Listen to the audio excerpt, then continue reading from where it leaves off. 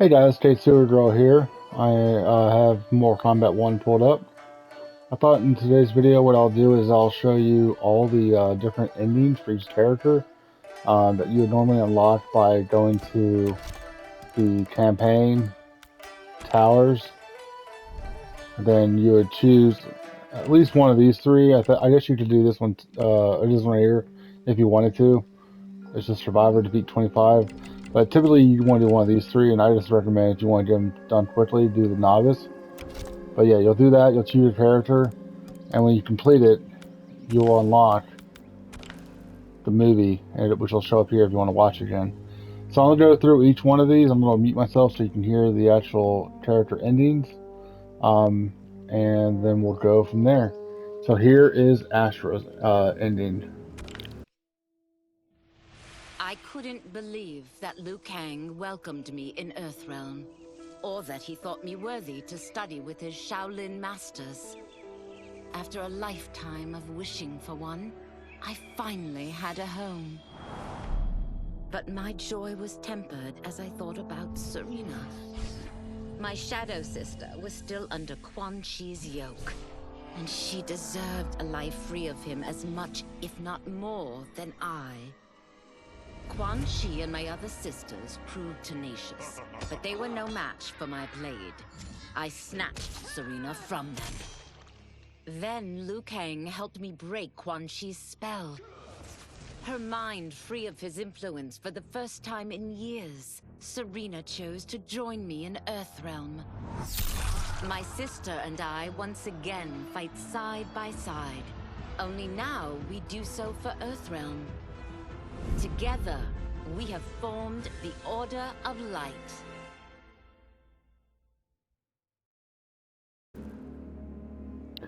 Alright, now here is Baraka.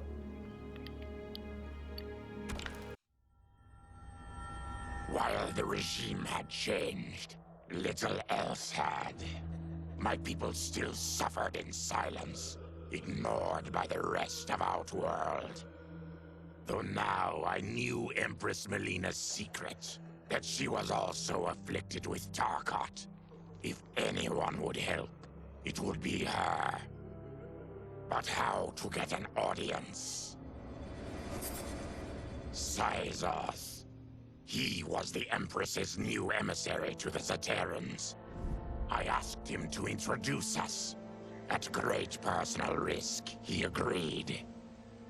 And as I'd prayed, the Empress was willing to meet.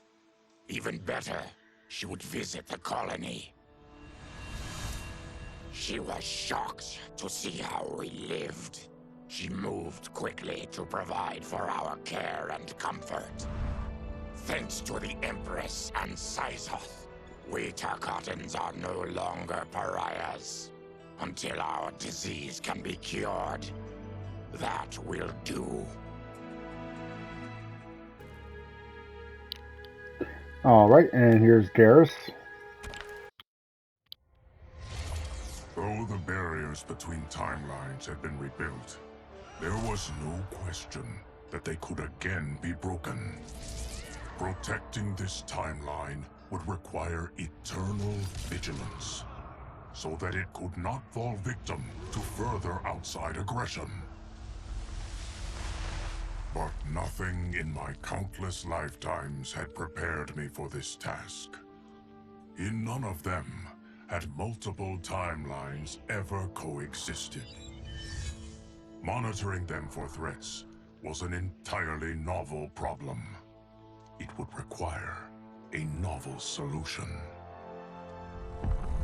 I discovered that though the timelines no longer touched, their meeting had left them intertwined.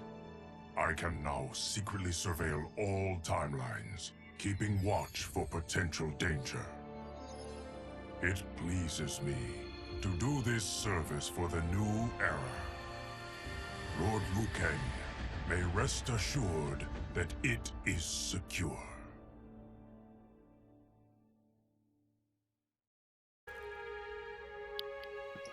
Alright, and here is Havoc.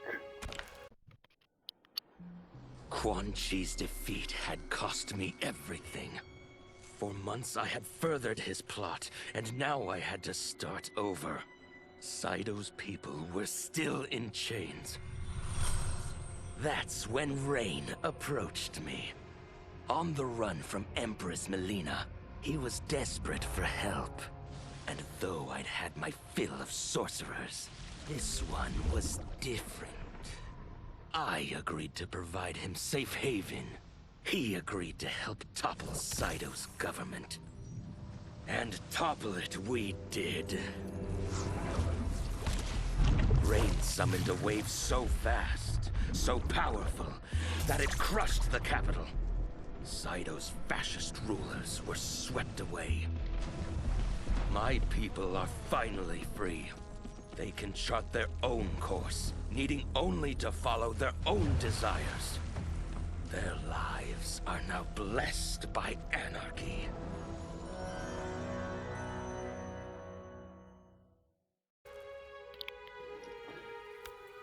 Alright, now here's Johnny Cage. Since this whole thing kicked off, I'd wondered why Liu Kang chose me to be a champion. I mean, sure, I was killing it as a martial arts star, but it's one thing when it's all for show. It's different when you're playing for keeps. Then Liu Kang let me in on his master plan. He wanted the masses to know about the world beyond them, the one filled with gods and monsters, and he wanted me to tell him about it. But I knew revealing the truth all at once would be too shocking of a plot twist for most. That's why I pitched doing a bunch of stories, to slowly get people used to it. And if there's one thing I can do, besides kick ass in combat, it's build a cinematic universe. I'm serving up movies, streaming series, games, you name it. I like that I'm doing a public service. And it doesn't hurt that I'm making more than a few bucks. It's the kind of synergy that would make any studio mogul proud.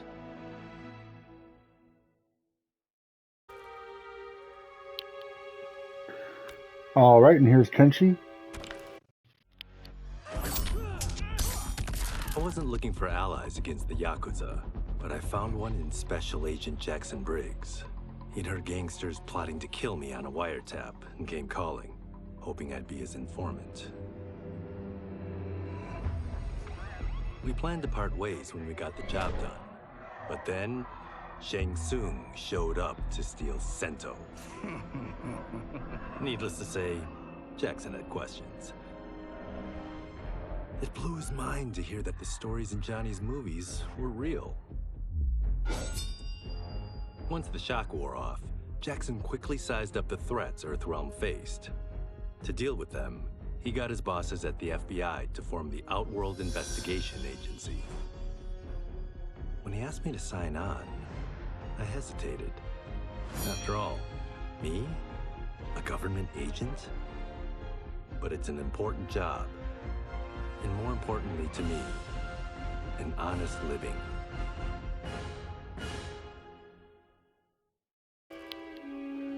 Alright, now Katana.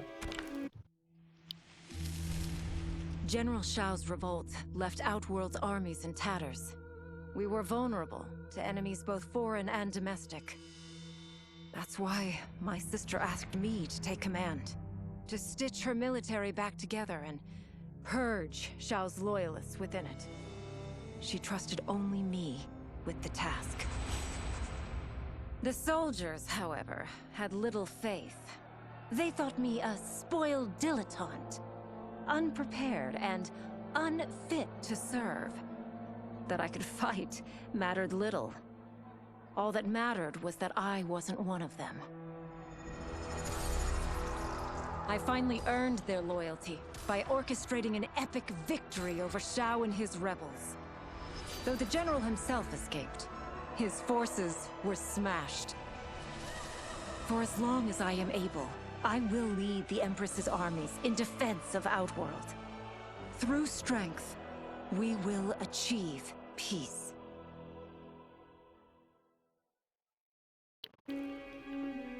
Alright, now Kung Lao. It was inevitable that the Shaolin Masters had me join them. They knew just how much future initiates could learn from me. Shujinko was one of my earliest. His ability to absorb anyone's powers and skills was amazing. With the right training, he could become our greatest champion. I knew that I alone could give it to him. But as his proficiency grew, so did his ego. In love with himself and his power, Shujinko became a threat to the realms. He hadn't learned humility, because I wasn't the one who could teach it. I should have listened to Raiden's warning and not tried to train Shujinko alone. After he was subdued, Shujinko's accumulated abilities and memories were taken from him. He is once again a new initiate, ready to begin his training. This time, Raiden and I train Shujinko together. He will become the champion he is destined to be. And I will fulfill my duties, humbly and cooperatively.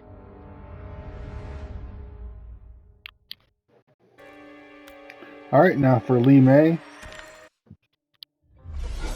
As her reign began, Empress Melina faced many challenges. To meet them, she turned to the people she trusted. Her sister to lead her army, and me to lead her Imperial Police. Though I missed Empress Sindel dearly, I was glad my ties with her family had been mended. But while it was an honor to be made responsible for Outworld's internal security, I soon realized accepting the appointment was a mistake. I'm not cut out to be a bureaucrat, nor am I patient enough to navigate the Imperial Court's politics. I was at my best patrolling Sundo's streets, when I could feel the city's pulse and serve and protect its citizens directly. That's why I resigned my post and resumed my role as Sundo's first constable. I end each day knowing I've made a difference.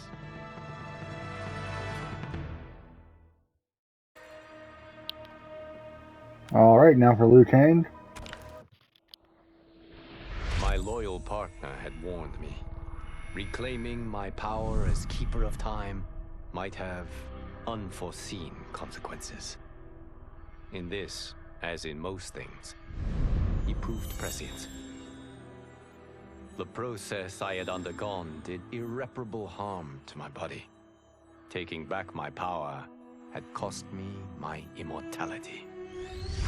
While my lifespan would still stretch across eons, I would one day perish. And if the war with Titan Shang Tsung taught me anything, it is that this timeline is not safe without a protector. Yet I had never given thought to choosing a successor. Who is it that could replace me and protect my new era? The answer, of course, is Geras. Tireless and meticulous, he is perfectly suited to be entrusted with this grave duty. And no one knows better the temptations of the hourglass. I have no doubt he will be above them.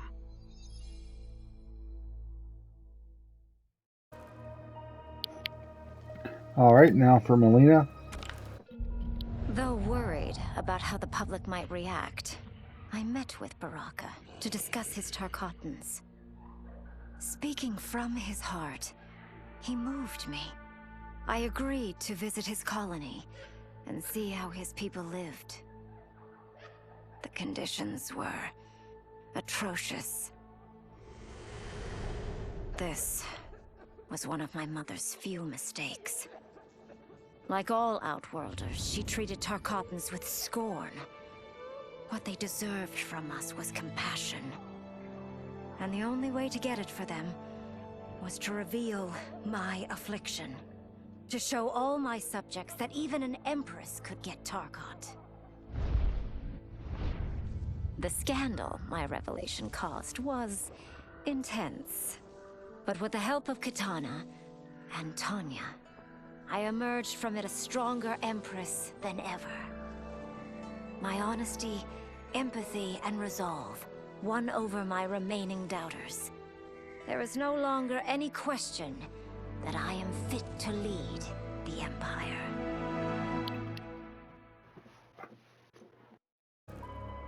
Alright, now for Natara. Quan Chi's plot collapsed.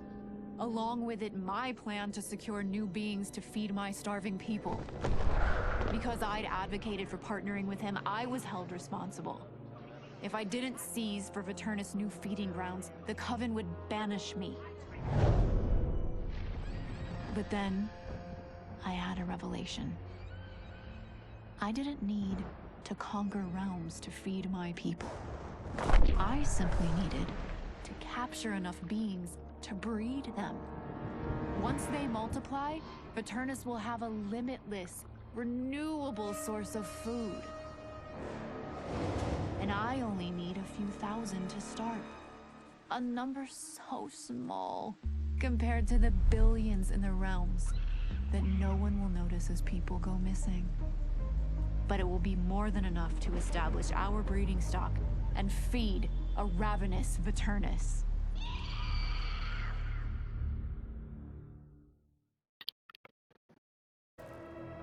Raiden.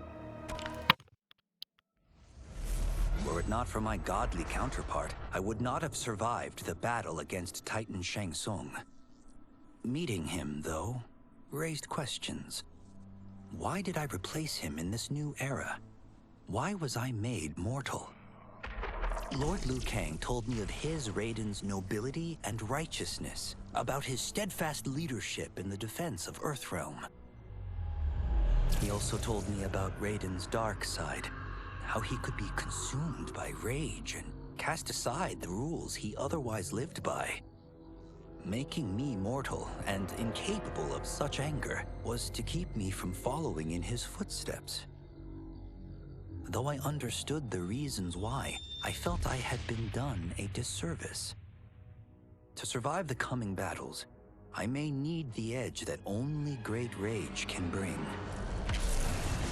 As the Shaolin couldn't aid me, I sought out someone who could.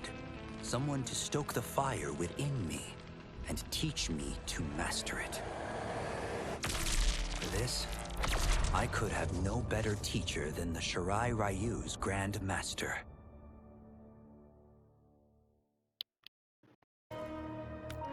Rain. To elude capture by Empress Melina, I joined Havoc's crusade in Sido. There I summoned more magic than I thought possible, and drowned out the old regime. Havoc's longed-for anarchy had been achieved. He was more than satisfied. But I was left empty and broken. Had I been satisfied as Outworld's High Mage, not let myself be tempted by Shang Tsung, a great city would not now lay in ruins. I've caused devastation, ended thousands of lives, all because of my blind ambition. I've betrayed my oath, my sovereign, and my realm. These high crimes merit punishment, and I'll accept whatever the Empress gives me. My only ambition now is to one day be forgiven.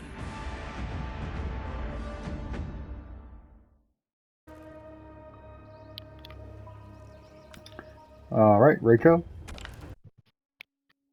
With General Shao freed from prison, we began raising a new army against the royal family.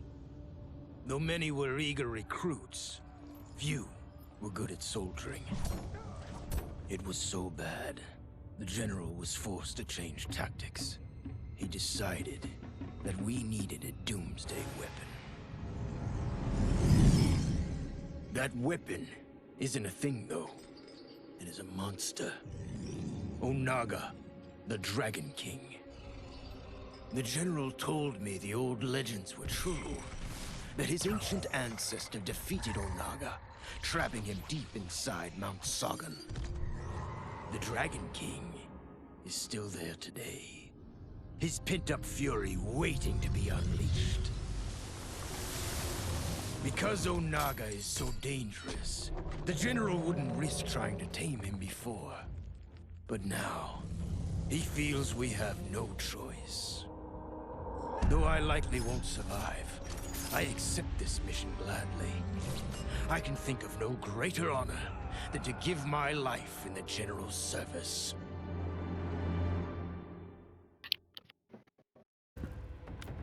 Alright, Reptile. After fleeing Outworld, I hadn't expected to return. But then, I also hadn't expected the new Empress to make me an offer I couldn't refuse.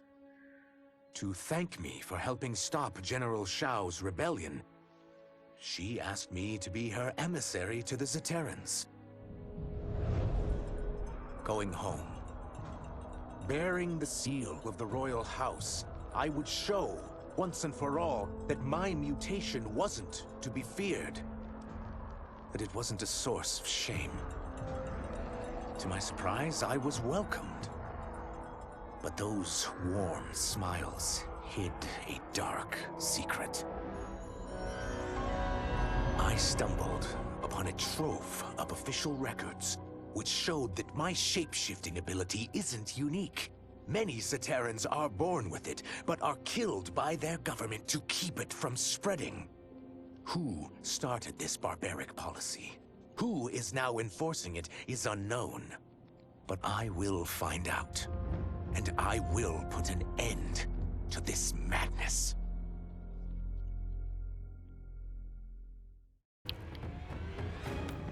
Alright, Scorpion. No sooner had Titan Shang Tsung been defeated than Bi-Han and his loyalists hunted us down. Outnumbered, we fled to Japan. There, we sought refuge from an old family friend. As children, we played together. But Harumi Shirai was a woman now, the head of her clan. Her strength, beauty, and intellect awed me. Also incensed by Bi-Han's betrayal, Harumi agreed to help me forge a new clan, one that would stand against him and defend Earthrealm. Her aid proved invaluable, and as time went on, we grew closer. To honor Harumi and pay respects to my new bride, I named the clan after her, calling it the Shirai Ryu. Now the battle against my brother begins in earnest.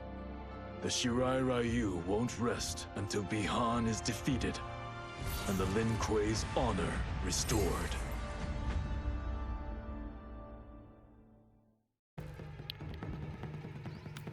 Alright, Shang Tsung. After escaping Lei Chin prison, I was hounded by the Imperial Police.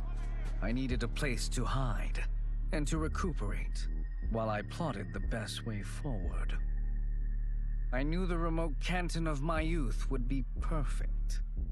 To escape capture, I traveled by sea.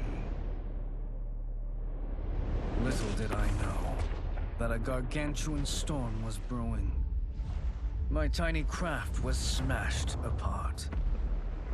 I closed my eyes, waiting to drown, hoping that the Netherrealm wouldn't claim my soul. But when I reopened them, I found myself not in hell, but on a deserted island. From its ruins, I could tell that great sorcerers had once lived there. In the caves beneath the ruins, I found what I can only describe as a well of souls. Once I learn how to wield its power, I will become invincible.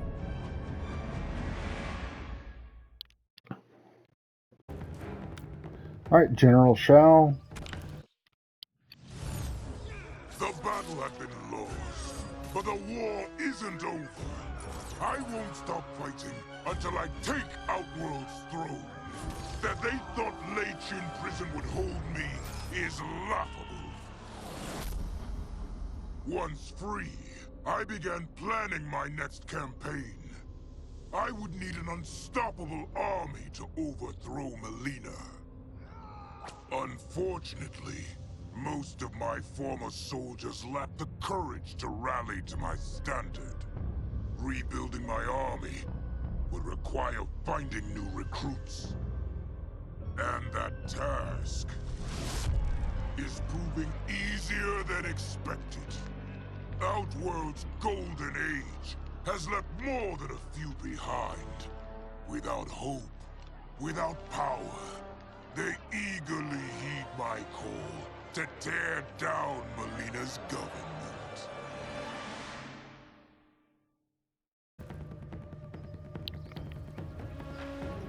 Alright, and Sindel. As the darkness enveloped me, I took a long last look at my family.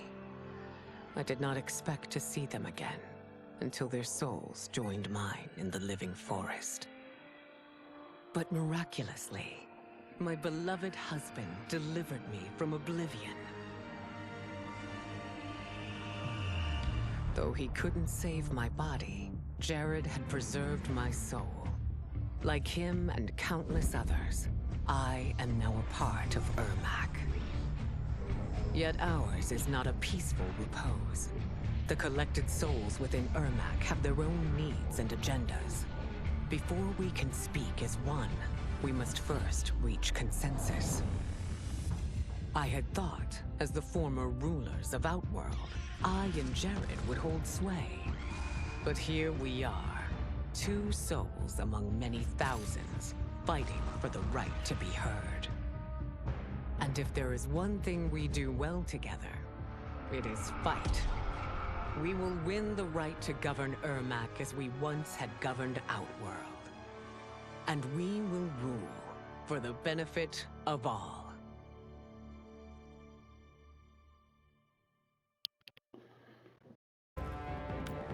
Alright, and Smoke. Kuai Liang and I were working hard to build our new clan. But even with the help of his close friend Harumi, it was difficult.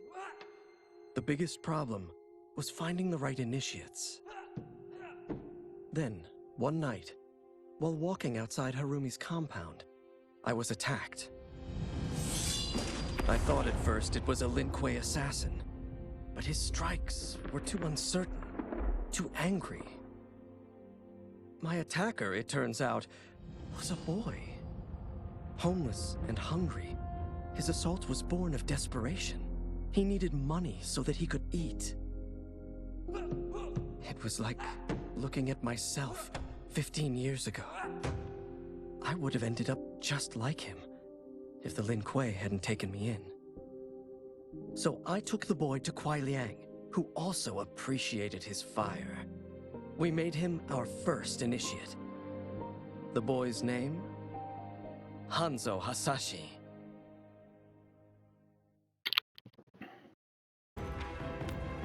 Alright, Sub-Zero. I had broken the Lin Kuei free of Liu Kang's enslavement. We were now masters of our destiny, and could take our place among Earthrealm's great nations. But taking and holding territory would require a vast army. I needed more fighters to make our presence felt. Then I recalled Shang Tsung's dragon warriors.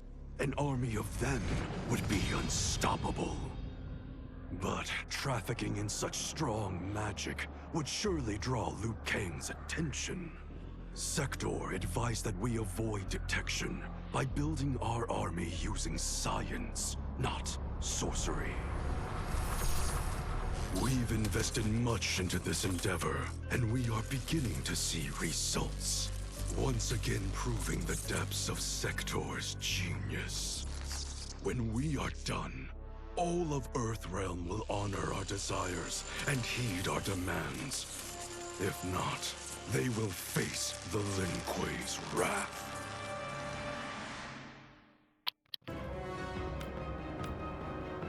Alright, and finally Tanya. Until recently, I hadn't met Li Mei, but I had heard the stories. How the Umgadi's matron superior blamed her for not preventing Emperor Jared's murder. How she quit in disgrace rather than accept punishment. But those stories didn't fit the woman I now knew. Li Mei would never have been so negligent. Eventually, I uncovered the truth. The failures and mistakes which led to the Emperor's murder, they resulted from poor decisions made by the matron superior themselves. They made Li Mei their scapegoat. When the Empress found out, she wanted the Umgadi disbanded. But I convinced her that it could be reformed. To make sure it did, she put me in charge. I am humbled by this sacred responsibility. The Umgadi, my sisters, they are my life. I will not let them be brought down by the acts of a selfish few.